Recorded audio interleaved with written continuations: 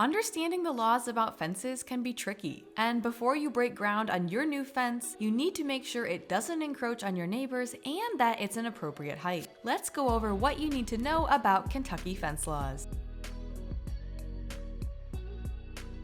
Kentucky regulations vary by county, so you may want to check with your local government what the regulations are before beginning the project. For most of the state, privacy fences in your front yard can be up to 4 feet tall. Side and backyard fences can be up to 6 feet tall if they're solid, or 8 feet tall if they're chain link. Landowners must split the cost and responsibilities of building all boundary fences throughout Kentucky. If a neighbor fails to maintain their side of the fence and it leads to damage in your yard, they can be held legally liable, or vice versa. Let's say animals in your yard were able to squeeze through the boundary fence and tear up your neighbor's garden. You could be held responsible for that. If you're unsure where the boundary between your property and your neighbor's property is, you'll need to hire a professional land surveyor to measure your yards and mark out the property lines. But not all fences need to be boundary fences in Kentucky. You can go ahead with building a fence completely on your own property and not have to share the cost and responsibility